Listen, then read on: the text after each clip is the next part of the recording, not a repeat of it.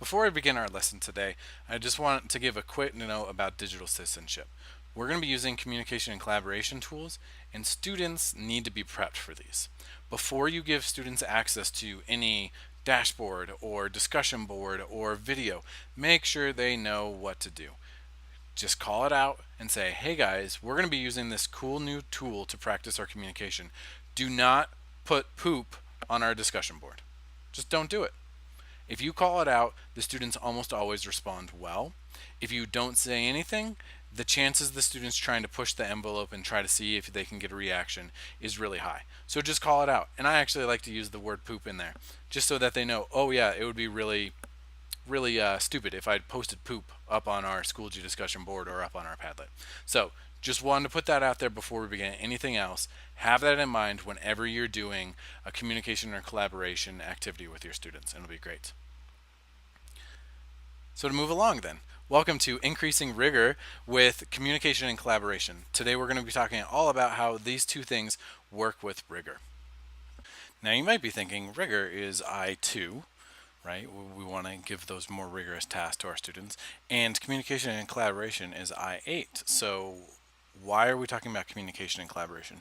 Well, it's because they overlap so much, and when students are communicating and collaborating, it's really hard for them to not be doing rigorous tasks in that. So today we're going to see how you can actually be hitting these two indicators at the same time in all the communication and collaboration tools that support rigor.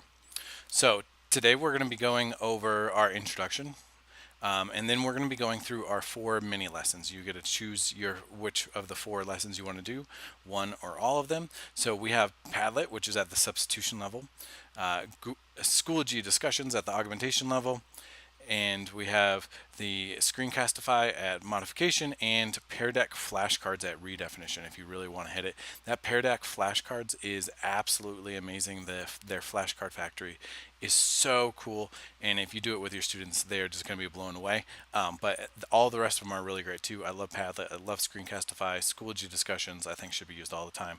So we're going to have a good lesson. Communication and collaboration. What is like the big thing when it comes to rigor for them? Well, one, it's the sharing of ideas. It's a very basic practice, right, in schools, that our students are sharing their ideas. They're coming up with arguments. They're coming up with details that support their ideas, and then they're communicating it. And when we do this in writing, it's really awesome, right? We want our students to be reading and writing in every period, every day, but also communicating in this verbally takes it into a deeper level. It's the same thing as I could read a book, but then if I read a book and then share that book with somebody else, the ideas of the book get so much further into my brain because I've had to process it in such a deeper way. So whenever we communicate, it actually is hitting a lot deeper pathways in your brain and really getting to those more rigorous tasks. And especially when we're thinking and verbalizing, it's really taking your time, just like I'm doing right now, right? Is that you take your time when you're speaking, because you don't want to mess up and you want to be careful with your words. Then these tools, communication collaboration tools, are awesome for accountable talk. A lot of communication and collaboration we do in class is great, right? Think, pair, share, turn and talk, table talk, all those things are awesome, but they're not always 100% accountable.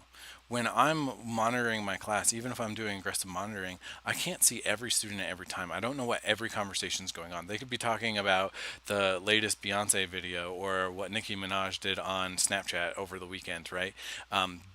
They might be doing those things in what I think that they're talking. But when we're using these tools, we can ensure 100% accountable talk because we have written records or we have video or audio records of this as well. Then when students are self-reflecting, using communication and collaboration tools, they really hit those higher levels on the LEAP framework and hit the higher order thinking skills themselves.